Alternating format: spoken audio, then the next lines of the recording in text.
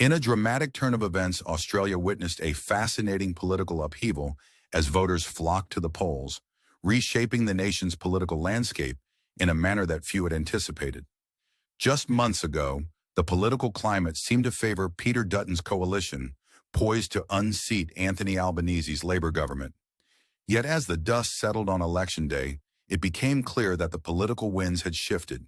Labour not only retained power, but also bolstered its majority, an outcome that underscores a significant swing in public sentiment and sets the stage for another 3 years under Albanese's cautious progressivism.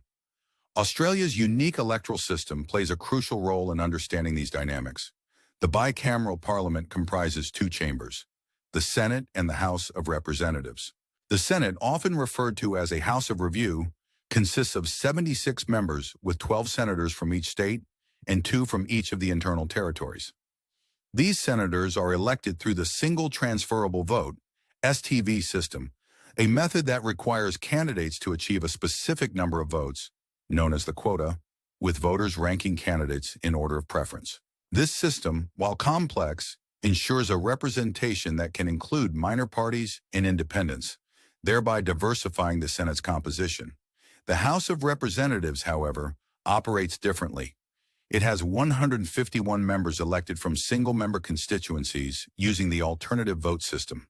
Here, if no candidate secures more than 50% of the votes initially, the least popular candidate is eliminated, and their votes are redistributed based on second preferences. This process continues until a candidate surpasses the 50% threshold. While this system protects against vote splitting, it often results in a composition dominated by the major parties, reflecting the primary voting trends more closely. Compulsory voting in Australia further shapes the electoral outcome, as voters must participate or face a $20 fine, a policy that can sway results in favor of candidates who might not have mobilized sufficient voluntary support.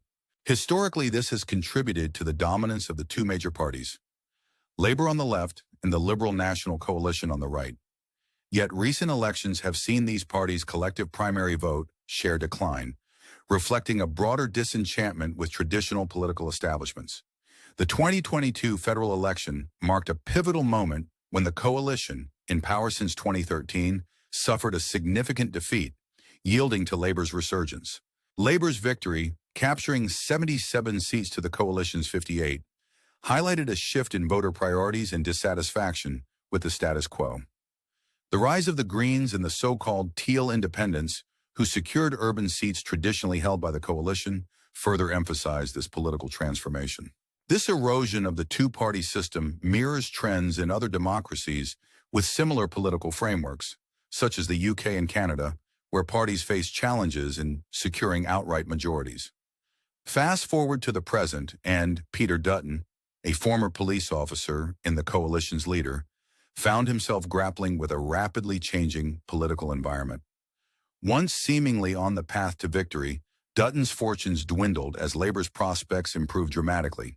With approximately 70% of the votes counted, projections indicated that Labour would secure 35% of primary votes and 85 seats, while the coalition lagged with 31.5% and 36 seats. This outcome, a resounding endorsement for Albanese, also underscored the coalition's struggles as they recorded their worst results since 1949. Several factors contributed to this electoral outcome. First, Dutton's public perception suffered as voters grew familiar with him. Polls consistently showed a preference for Albanese as prime minister, a sentiment that only strengthened as the campaign progressed. Second, while Dutton initially leveraged economic issues, such as inflation, cost of living, and housing, to gain traction, his credibility waned due to a series of exaggerations and policy reversals. His claims about soaring grocery prices and electricity bills under Labour were debunked, eroding trust among voters. Moreover, his critique of tax cuts as fiscally irresponsible was undermined by his simultaneous promises of lower taxes under his government. Dutton's association with former U.S. President Donald Trump also played a role. Initially presenting himself as Australia's Trump whisperer, with policies echoing Trumpian rhetoric, this strategy backfired. Trump's unpopularity in Australia, exacerbated by recent global events, tainted Dutton's image, making it difficult for him to garner widespread support. Despite his triumph, Albanese faces significant challenges ahead. While the election results reflect the coalition's failures more than Labour's achievements, the Prime Minister must address pressing issues, particularly the economy and the housing crisis, to solidify his mandate. The electorate's focus will be on how effectively his government can tackle these challenges in the coming years.